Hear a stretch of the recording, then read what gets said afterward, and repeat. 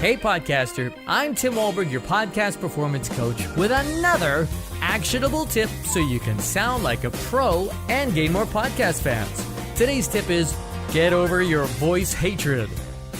I'm surprised at how many times I hear the statement, I hate the sound of my own voice. From not just podcasters, but broadcasters, public speakers, and presenters. Some people love the sound of their voice. A little too much. Usually what they need is an editor. That'll fix things right up.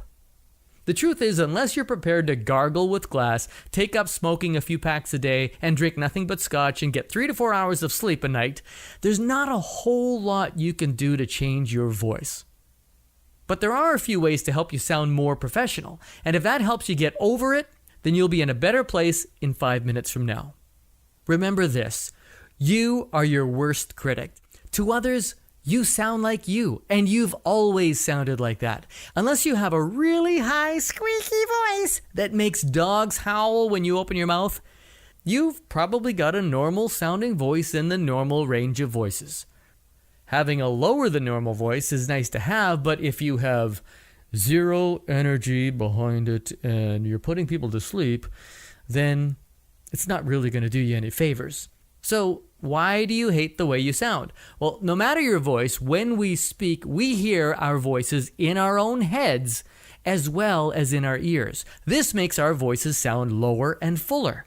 When we hear our voice on playback through speakers, we're hearing it minus that head voice, so it sounds lighter and thinner. Hence the I hate the way my voice sounds.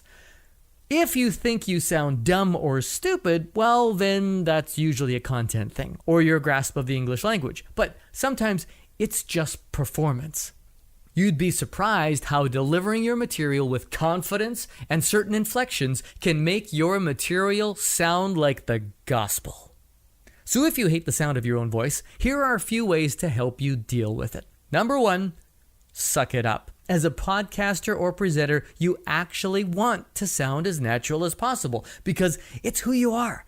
You can't fake it forever. It's too hard to do the radio voice episode after episode, and my next guest can testify. You just don't want to do it. It'll hurt your voice, and it's uncomfortable, and it's not you, and it sounds forced. So this means you just need to get over the way you sound and accept it. Number 2, practice.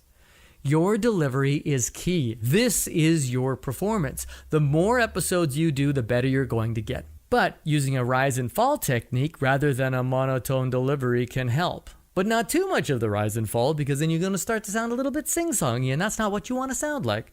Making sure your sentences fall off or drop at the end will also help. Unless it's a question. Because if you don't drop off at the end, you'll always sound unsure of yourself, and it'll sound like what you're saying isn't factual, and you'll sound uncertain when you say it.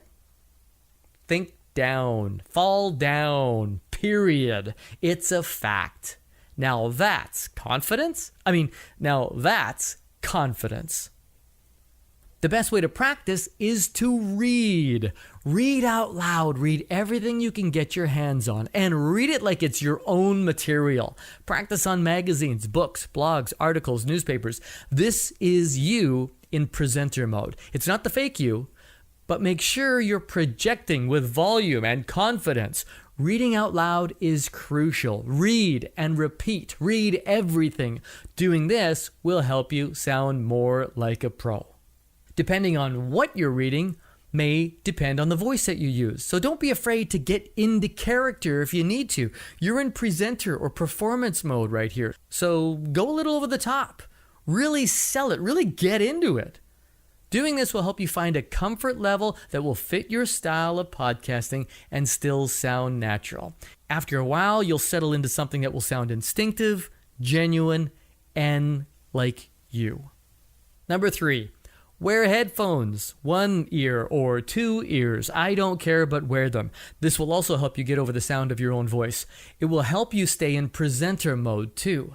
Just try not to get lost in the sound of your own voice. If you start focusing too much on it, you'll start to do things that will start to sound unnatural. That's why sometimes I like to crack 1 ear so I can hear my normal voice at the same time. For more on how and why you should wear headphones, listen to episode number 9 of Just the Tip, Headphones, Not optional. And number 4, maintain and monitor your voice. I know from being in radio for 25 years when my voice is strong or weak or fading or rough. When you're talking for hours at a time, your voice will start to wear. Listen for it.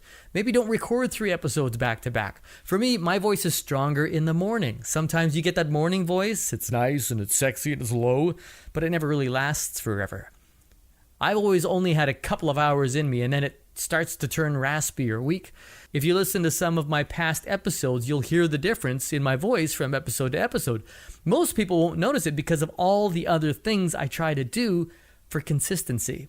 So you can get over the sound of your own voice by accepting it, practicing your delivery, wearing headphones, and taking care of your voice. But after all that, remember one other key thing.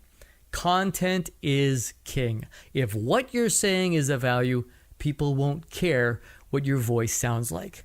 And I hope that's just the tip you need. For more help with your voice, check out episodes 16 and 17 for voice exercises you can do to improve your dulcet tones. If it's performance or confidence in delivering your message or material that you need help with, you need my 30 Days to a Better podcast. We can have you sounding more like a pro in a month, and you'll be loving what you hear instead of hating it. Visit podcastperformancecoach.com. I'm Tim Walbert. See ya!